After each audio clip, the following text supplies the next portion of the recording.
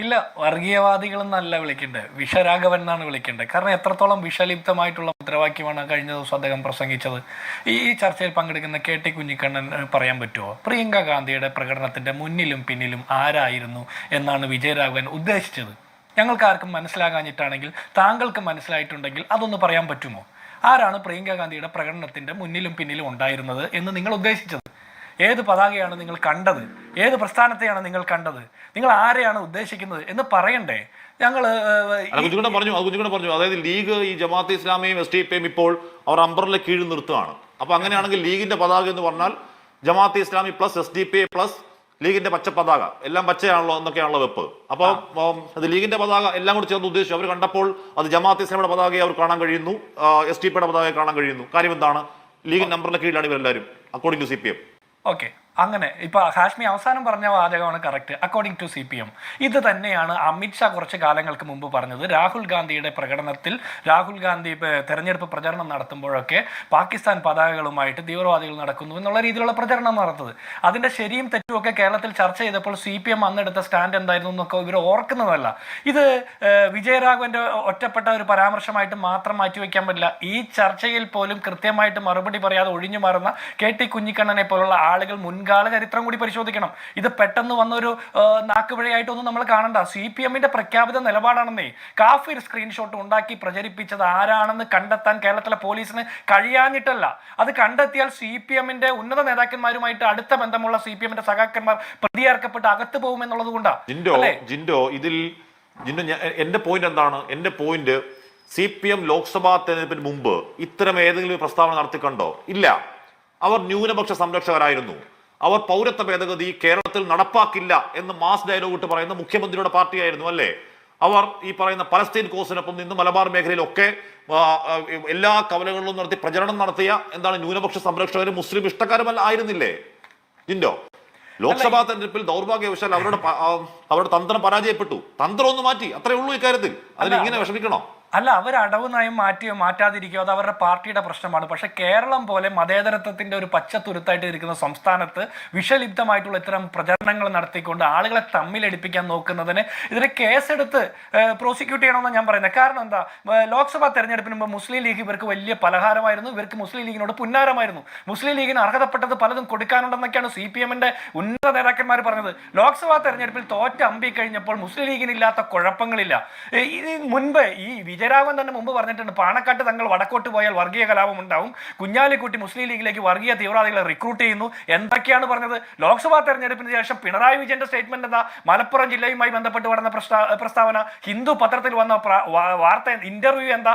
അതിന് PR agency ആരുടെയായിരുന്നു? Sangh Parivar ഏജൻസികളുമായി ബന്ധപ്പെട്ട PR agency നടത്തുന്ന അത്തരം വാർത്തകളെ തള്ളിപ്പറയാതെ, അത്തരം നിലപാടുകളെ തള്ളിപ്പറയാതെ CPM അതിനെ എൻഡോഴ്സ് ചെയ്യാണ്. ഇപ്പോൾ പോലും വിജയരാഘവൻ എടുത്ത നിലപാട് തെറ്റായിരുന്നു എന്ന് CPMന്റെ ഏതെങ്കിലും ഒരു നേതാവ് പറയുന്നുണ്ടോ? പോളിറ്റ് ബ്യൂറോ മെമ്പറാണ് വിജയരാഘവൻ. കാഫിർ സ്ക്രീൻഷോട്ട് ഉണ്ടാക്കി പ്രചരിപ്പിച്ചതുപോലെ കഴിഞ്ഞ ലോക്സഭ ബൈ ഇലക്ഷൻ സമയത്ത് പാലക്കാട് സിറാജും സുപ്രഭാതം പത്രത്തിൽ വാർത്ത കൊടുത്തതുപോലെ ആളുകളെ തരാതരം പോലെ ഓരോ തെരഞ്ഞെടുപ്പ് സമയത്ത് തമ്മിലടിപ്പിക്കാനുള്ള വർഗീയ അജണ്ടയാണ് ഇതിന്റെ പുറകിൽ. കുറച്ച് ദിവസം മുമ്പല്ലേ CPMന്റെ കോഴിക്കോട് ജില്ലാ സെക്രട്ടറി മെക്സവന്റെ പുറകിലുള്ള വർഗീയ തീവ്രവാദികളുടെ സാന്നിധ്യം പരിശോധിക്കാൻ ഇറങ്ങിയത്? അവസാനം എന്താ സംഭവിച്ചത്? കേരളത്തിലെ ആഭ്യന്തര വകുപ്പ് ഭരിക്കുന്നത് പിണറായി വിജയനാണ്. പാർട്ടിയുടെ സെക്രട്ടറി ആയിരുന്ന Pinarayi Vijayan, polit bureau member ആയിരുന്ന പിണറായി വിജയൻ. ആ പിണറായി വിജയന്റെ പോലീസിന് അന്വേഷണം കണ്ടുപിടിക്കാൻ പറ്റാത്തത്ര ആഴത്തിലുള്ള തീവ്രവാദ പ്രവർത്തനമാണ് ഇവിടെ നടക്കുന്നത്. മെക്സവനുമായി ബന്ധപ്പെട്ട ആരോപണം നടത്തുന്നു. അല്ലെങ്കിൽ കുറച്ചു കാലം മുമ്പല്ലേ ലവ് ജിഹാദ് എന്ന് പറഞ്ഞ ഒരു പ്രസ്താവന നടക്കുന്നത്? ജോർജ് എം തോമസ് എന്ന് പറഞ്ഞ MLA ഉൾപ്പെടെ പിന്താങ്ങിയ ആ പ്രസ്താവന. അല്ലല്ല, ഞാൻ പറയട്ടെ VS അച്യുതാനന്ദൻ പറഞ്ഞ അതേ വാചകങ്ങളാണ് യോഗി ആദിത്യനാഥ് പറയുന്നത്. കേരളക്ക് മുഖ്യമന്ത്രി, കമ്മ്യൂണിസ്റ്റ് മുഖ്യമന്ത്രി VS അച്യുതാനന്ദൻ ബോല എന്നും പറഞ്ഞുകൊണ്ട് ബോലിക്കൊണ്ടിരുന്നത്. ഇന്ത്യയിൽ മുഴുവൻ അവർ പ്രചരണം നടത്തുന്നില്ലേ? സംഘപരിവാർ ഏജൻസികൾക്ക് ഈ രാജ്യം മുഴുവൻ പ്രചരണം നടത്താനുള്ള വഴിമരുന്നിട്ട് കൊടുത്തിട്ട് പിന്നീട് ഇവർ ഏതെങ്കിലും പാലസ്തീൻ ഐക്യദാർഢ്യ സമ്മേളനം നടത്തുകയോ CAA വിരുദ്ധ സമരം നടത്തിയാൽ ആര് വിശ്വസിക്കും? CAAക്കെതിരെ സമരം ചെയ്ത ചെറുപ്പക്കാർക്കെതിരെ കലാപത്തിന് കേസെടുത്ത പിണറായി വിജയന്റെ പോലീസ്.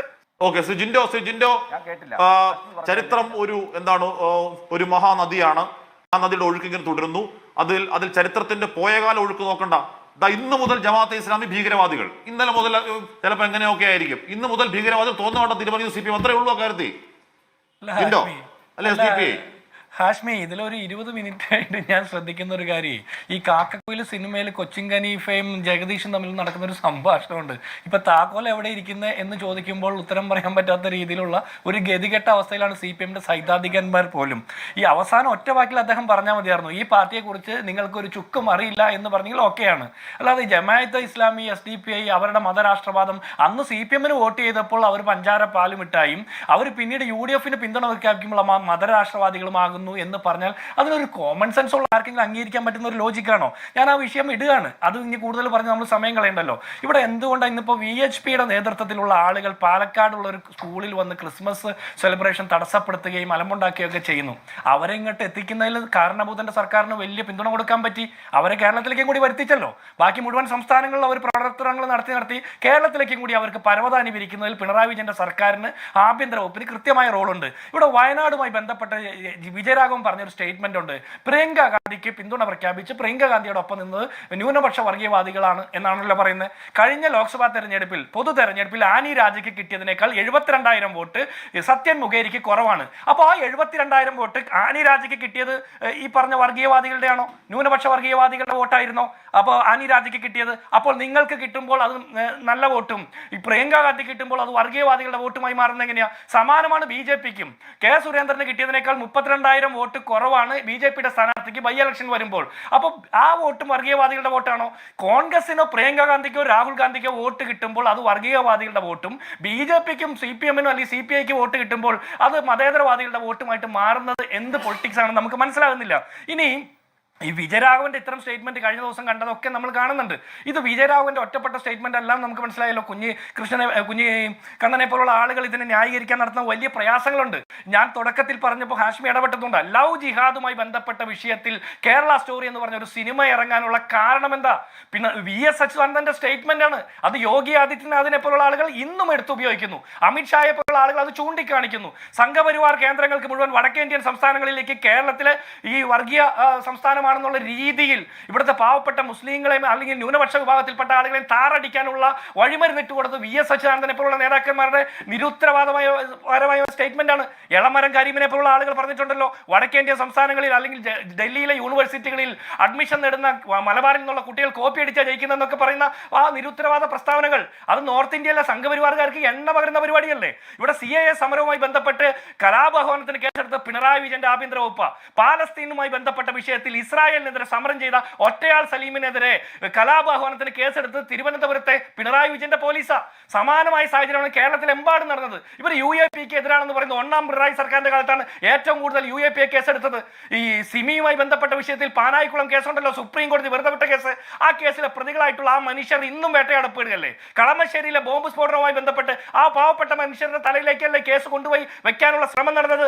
ആ കുറ്റവാളി സ്വയം ഏറ്റില്ലായിരുന്നെങ്കിൽ കളമശ്ശേരിയിലെ ആ യഹോവ സാക്ഷികളുടെ ബോംബ് സ്ഫോടനം പോലും ആ പാവപ്പെട്ട മനുഷ്യരുടെ തലയിൽ വെച്ച് കെട്ടുമായിരുന്നു. അപ്പൊ നിരന്തരം ഇത്തരത്തിലുള്ള ശ്രമങ്ങൾ CPM-ന്റെ ഭാഗത്തു നിന്ന്, ഉന്നതരായിട്ടുള്ള നേതാക്കന്മാരുടെ ഭാഗത്തു നിന്ന് അറിഞ്ഞുകൊണ്ട് നടത്തുന്നു. ഇത് അറിഞ്ഞുകൊണ്ട് തന്നെ നടത്തുന്നത്. അമിത്ഷായുടെ പരിപാടി, യോഗി ആദിത്യനാഥിന്റെ പരിപാടി, അല്ലെങ്കിൽ നരേന്ദ്രമോദിയുടെ പ്രചരണങ്ങൾ കേരളത്തിൽ നടത്തുന്നത് CJPയുടെ നേതാക്കന്മാരായിട്ടുള്ള പിണറായി വിജയനും വിജയരാഘവനെ പോലുള്ള വിഷപ്പാമ്പുകളാണ്. ഇവരെ തിരിച്ചറിഞ്ഞ് നിലയ്ക്ക് നിർത്തേണ്ടതാണ് കേരളത്തിലെ മതേതര മനസ്സുള്ളവരുടെ രാഷ്ട്രീയ ബാധ്യത. ഇവിടെ PDP പിന്തുണ പ്രഖ്യാപിക്കുമ്പോൾ PDP നല്ല പാർട്ടി, ജനാധിപത്യ പാർട്ടി.